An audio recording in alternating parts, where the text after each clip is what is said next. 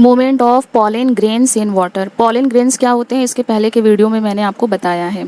अब ये देखते हैं कि इसके ऊपर रॉबर्ट ब्राउन ने 1827 में क्या एक्सपेरिमेंट किया। अभी जो चैप्टर आप पढ़ रहे हैं इसमें एक्सपेरिमेंट ये हो रहा है कि पार्टिकल्स कितने छोटे साइज के होते हैं, अगर वो छोटे साइज के हैं तो वो क्या क्या करते हैं ना, यही एक्सपेरिमेंट यहाँ पर साइंटिस्ट कर रहे हैं। तो साइंटिस्ट ने क्या किया कि उन्होंने वाटर लिया और वाटर में डाल दिया पॉलन ग्रेन को। पॉलन ग्रेन जो कि बहुत ही स्मॉल पार्टिकल होता है, बहुत ही स्मॉल पार्टिकल जो कि आँख से दिखता भी नहीं है, तो उसको माइक्रोस्कोप से उन्होंने देखा।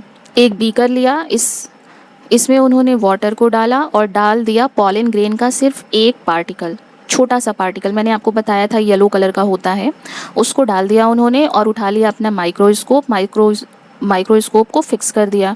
फिर उन्होंने देखा कि जैसे ये पार्टिकल वाटर में गया तो वाटर के जो मॉलिक्यूल्स होते हैं, सारा खेल यहीं शुरू होता है। पार्टिकल अपने से मूव करना नहीं स्टार्ट करता, वाटर के जो छोटे छोटे टीनी पार्टिकल्स होते हैं वो कॉन्स्टेंटली पहले से मूव करते रहते हैं और ये जो पार्टिकल वहाँ गया है उसको हिट करते रहते हैं।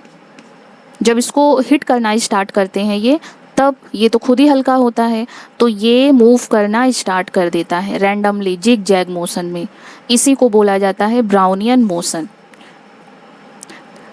ये रॉबर्ट ब्राउन जो साइंटिस्ट थे उन्हीं के नाम से उन्होंने ही सारा ये एक्सपेरिमेंट किया था, सबको बताया था, इसीलिए उन्हीं के नाम से इस मोशन को ब्राउनियन मोशन कहते हैं, जो कि उन्होंने माइक्रोस्कोप से ही देखा था, वरना उनको सिर्फ पॉलन ग्रेन का मूवमेंट दिखाई देता। ये मूवमेंट स्टार्ट कैसे हुआ ये उनको नहीं दिखाई देता, क्योंकि वाटर के मॉलिक्यूल्स बहुत छोटे होते हैं, कलरलेस होते हैं। पॉलन ग्रेन तो येलो कलर का है, फिर भी थोड़ा दिख सकता है, लेकिन वाटर के मॉलिक्यूल्स तो दिखेंगे ही नहीं। कि आखिर सारा ये खेल स्टार्ट कहाँ से हो रहा है, आखिर छेड़खानी कर कौन रहा है, तो छेड़खानी तो वाटर के मॉलिक्यूल्स करते हैं, तभी ये पॉलन ग्रेन्स के पार्टिकल मूव करना स्टार्ट कर रहा।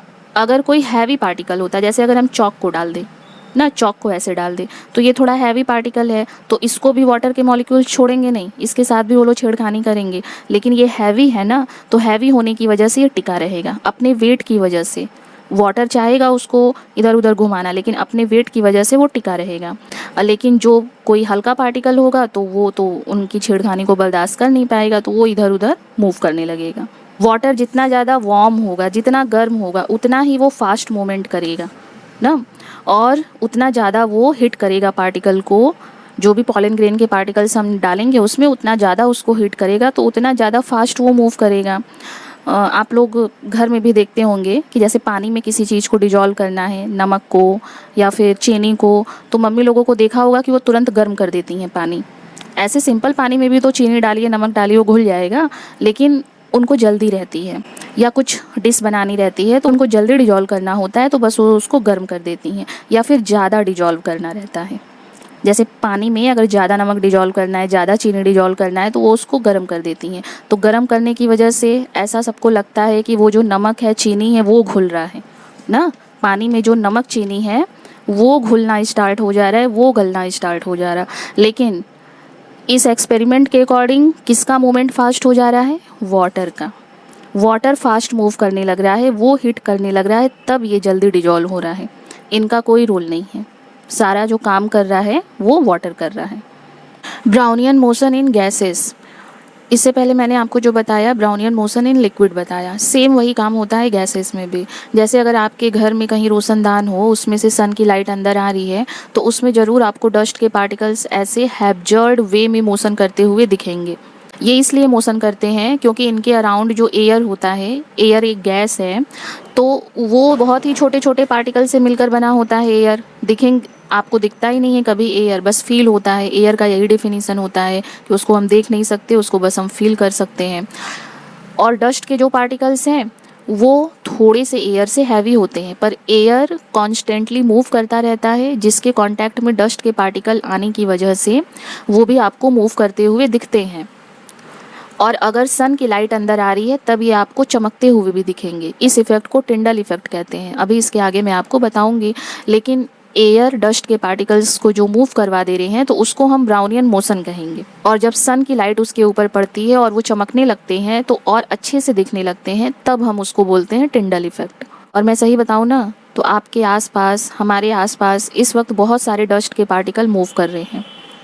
क्योंकि हमारे अराउंड एयर है और बाहर से जो एयर आता है हम तक ना वो बहुत ही धूल भरा हो चुका है, बहुत ज़्यादा। अब मैं तो अभी चॉक से लिख रही हूँ, इरेज कर रही हूँ और भी धूल धूल है यहाँ पर, लेकिन हमको दिख नहीं रहा है। दिख इसलिए नहीं रहा है क्योंकि वो चमक नहीं रहे हैं, वरना एयर कॉन्स्टेंटली मूव कर रहा है और फैन चल रहा है तो और भी अच्छे से मूव कर रहा है, डस्ट के पार्टिकल्स भी उसके साथ में मूव कर रहे हैं। दिन भर हमारे अराउंड ब्राउनियन मोशन होता रहता है। तभी ना घर में हर एक चीज़ रखी हुई, अगर आप रूम बंद करके भी 2-4 दिन बाहर चले जाइए आइए तो लगता है सब कुछ गंदा हो गया है। कैसे गंदा हो गया है? कहाँ से डस्ट इतना उड़ कर आ जाता है? एयर आता है ना कहीं से एयर एंटर करता है तो उसी के साथ में डस्ट के पार्टिकल्स उड़ कर आते हैं। हैब्जर्ड वे बहुत ही कठिन शब्द है ये। इसका मतलब यही होता है जिग जैग या फिर इरेगुलर मोशन।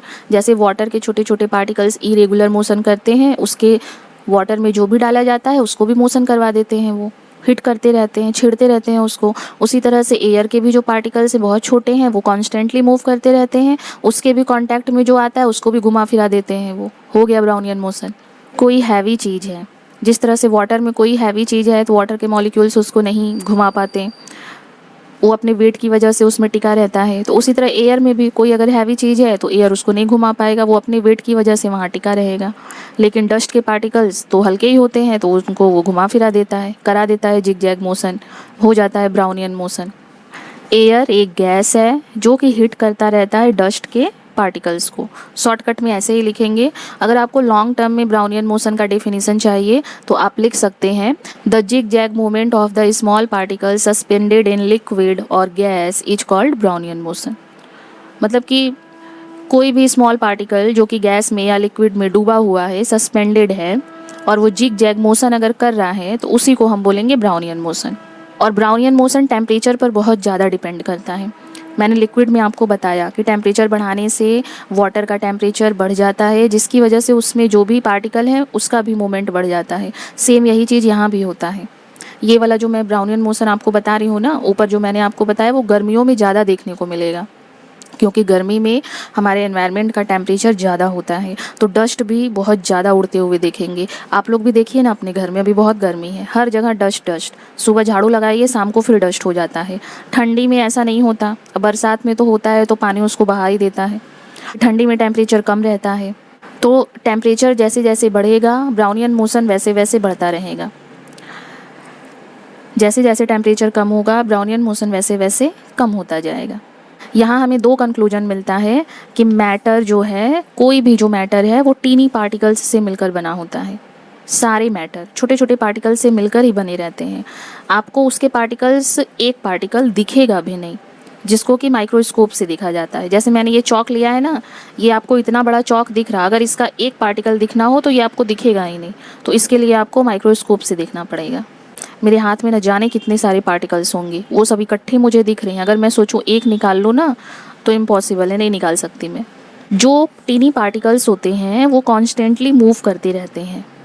सोचिए आप, इतने छोटे छोटे पार्टिकल्स हैं और उनमें कोई भी ठहराव नहीं है, वो कॉन्स्टेंटली मूव करते रहते हैं, लिक्विड में और गैस में, सॉलिड में नहीं। सॉलिड में तो इतना स्ट्रॉन्ग बॉन्ड होता है कि वे एक जगह टिके हुए हैं। अगर हम इनको तोड़कर हम बना दें इनको, अगर मैं इनको तोड़ दूँ, पीस कर पानी में घोल दूँ तो ये भी मूव करने लगेंगे, या इनको पीस कर पाउडर बनाकर ऐसे हवा में उड़ा दूँ ना तो ये भी मूव करने लगेंगे।